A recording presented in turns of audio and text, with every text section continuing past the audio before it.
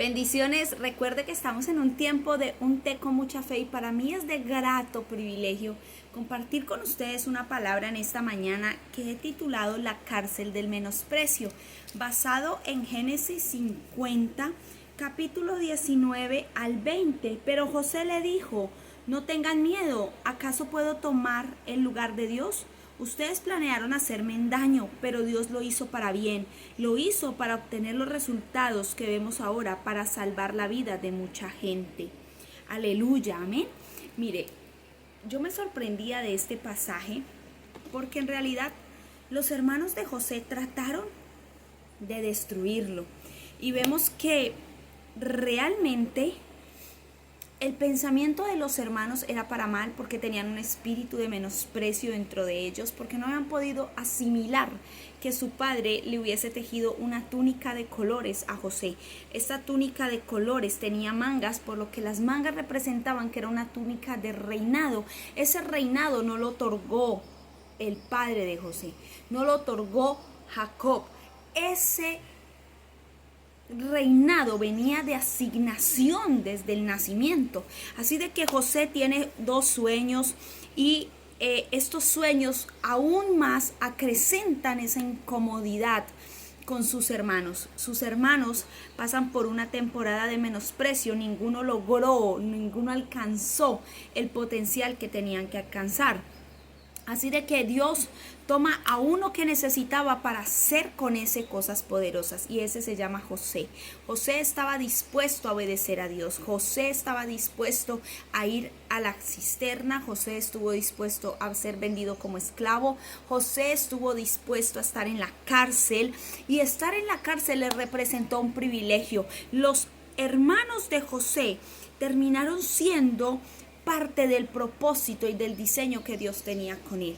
Pero hay algo de lo que yo quiero hablar. Una cosa es que nosotros seamos menospreciados, y otra muy diferente es que nosotros dejemos que nuestra vida esté en la cárcel del menosprecio. Te pueden maltratar, te pueden decir que no vales nada, te pueden negar, te pueden ignorar, te pueden decir que no va a suceder nada contigo. Pero si tú tienes la certeza de que lo que Dios ha dicho de ti tiene poder y autoridad en el reino de los cielos, se va a establecer en la vida de cada uno de nosotros. Y así que viendo esto, yo me pregunto, ¿será que José nunca dijo: oiga, mi familia siguió sin mí? ¿No les importó haberme abandonado? Me dieron por muerto y se quedó así el asunto. Nadie me buscó, nadie me preguntó, nadie hizo nada por mí. Pero ¿sabe una cosa? En la cárcel José no se dejó dañar. En la cisterna José no se dejó dañar. Siendo esclavo no se dejó dañar. Por el contrario, dice la palabra que todo le salía bien, porque Dios estaba con él. Estaba con él, ¿por qué?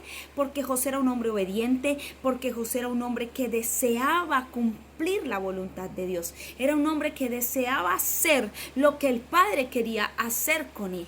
Y mire lo importante de esto: a usted le pueden venir pensamientos a su mente, a mí me pueden venir pensamientos a mi mente donde el enemigo me diga: no, usted no vale, usted no sirve, mire, usted ha sido menospreciada, menoscabada, eso para qué se preocupa, no haga nada, no se preocupe por nada, porque en usted no hay valor. Pero cuando yo estoy consciente de que Dios está conmigo, no me voy a dejar meter a la cárcel de menosprecio. Los hermanos de José estaban en una cárcel de menosprecio, y Dios dijo: tengo que buscar a uno de ellos que esté dispuesto, que esté consciente, que no tenga temor, que no tenga miedo, y que sea una arma para mi reino, una arma poderosa para salvar a mucha gente. Y cuando él se encuentra con sus hermanos, cuando José se encuentra con sus hermanos, les dice: ustedes planearon todo esto para hacerme mal, pero yo hoy vengo a decirles que eso que ustedes planearon para mal, Dios lo planeó para bien. No solamente para guardar su vida, para guardar la mía, la de mi padre, la de mis hermanos, sino también para guardar la vida de mucha gente. Cuando nosotros nos dejamos meter en la cárcel del menosprecio, todo lo que nosotros tengamos pensado hacer, lo vamos a ver como un problema, lo vamos a ver como que no va a dar resultados, pero en las manos de Dios, todo lo que nosotros ponemos delante de Él va a dar un resultado, va a dar un resultado de bendición. Mire que el proceso de José lo llevó a gobernar. Si José no pasa por este proceso, no gobierna. Si José no pasa por la cisterna, si José no pasa por la esclavitud, si José no pasa por la cárcel, José no aprende a gobernar. Allí fue la escuela de José fue allí. El desierto es tu escuela, la cárcel es tu escuela, el valle de sombra de muerte es tu escuela, la aflicción es tu escuela. No es para muerte, es para vida, es para llevar a gobierno, es para ponerte en lugares de privilegio, es para darte posesión y posición en el reino de los cielos y en la tierra que pueda ser establecido. El proceso nunca va a matarte. No podemos dejar que los pensamientos que vienen a nuestra mente en medio de los procesos nos lleven a perder el diseño, nos lleven a perder la asignación y nos lleven a la cárcel del menosprecio. Esa cárcel que está cerrada, esa cárcel que tiene grillos, esa cárcel que te dice de aquí no vas a salir. Mira, cree que de aquí no vas a salir, aquí vas a morir, aquí vas a perecer, pero no va a ser así, porque yo estoy segura que si tú hoy estás escuchando este mensaje es porque Dios no ha preparado una cárcel para ti.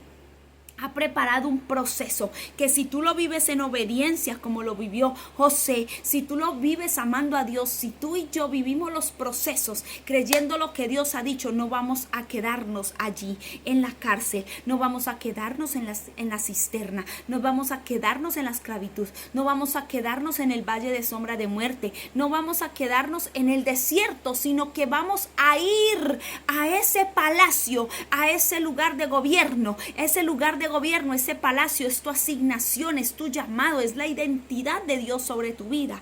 Allí es donde debemos de caminar, hacia lo que debemos de caminar, siendo obedientes, siendo obedientes, siendo obedientes en medio de los padecimientos que vivimos, en medio de las armas forjadas que vivimos, en medio de las situaciones que vivimos. Ahí es donde debemos ser obedientes como fue José, para que todo nos salga bien, para que todo nos alumbre, para que todo nos brille, para que todo nos prospere en nuestras manos. No podemos permitir que lo que otros portan nos infecte a nosotros. Los hermanos de José portaban menosprecio porque querían la túnica de José, porque se preguntaban por qué él sí sueña, porque mi papá lo quiere más a mí, porque a él sí es, porque sí esto, porque lo otro, porque aquí, porque allí. Todo era José. José era el problema, José era la piedra en el zapato de los hermanos, pero no era José en realidad, eran ellos que estaban en una cárcel de menosprecio que no los dejaba ver lo grande y maravilloso que Dios quería hacer con ellos, lo grande y maravilloso que Dios quería traer a sus vidas. Si Leví, Isaacar y Judá y Gad y todos aquellos hijos de Jacob hubiesen entendido su propósito, no se deja meter en una cárcel de menosprecio.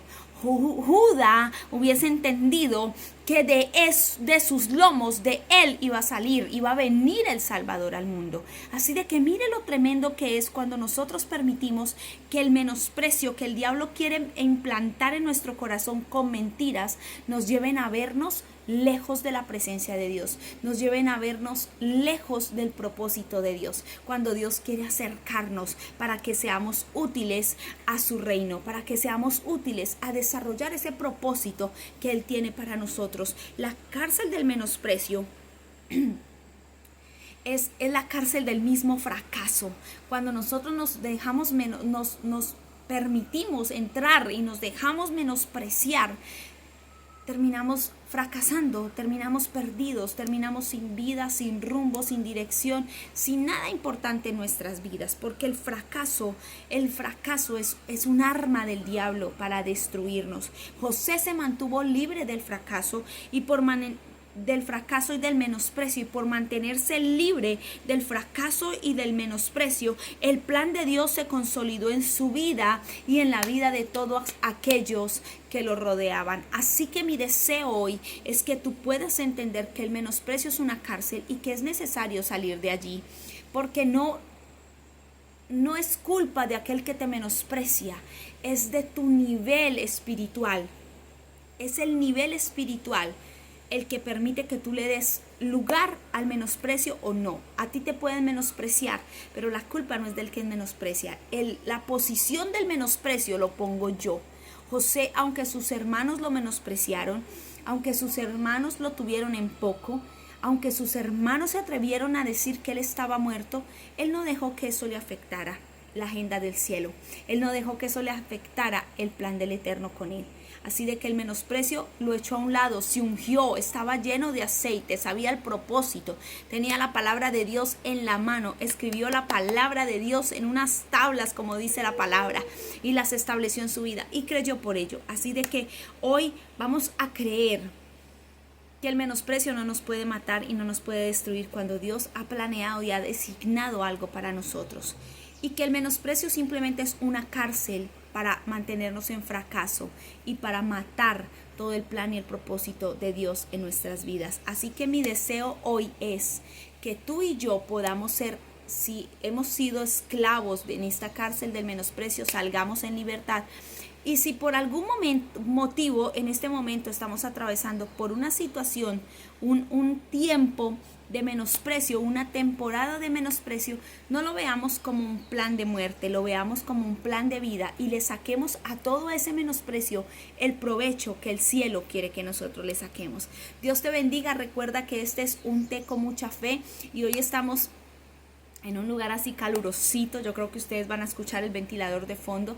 Estamos trayendo la palabra, oración, el propósito de Dios a muchas vidas donde estamos y sé que Dios va a orar maravillosamente. Así que lo dejo con este calorcito que está haciendo y le bendigo y deseo que esa cárcel del menosprecio nunca sea abierta para usted. Y si usted se encuentra allí, hoy usted pueda salir y pueda ser libre de todo aquello que el diablo ha tejido para destruirlo, para destruir el propósito de Dios. El Señor le continúe bendiciendo, que tenga un excelente y formidable día. Recuerde tomarse un té, un café, una aromática o un granizado así bien rico, frío.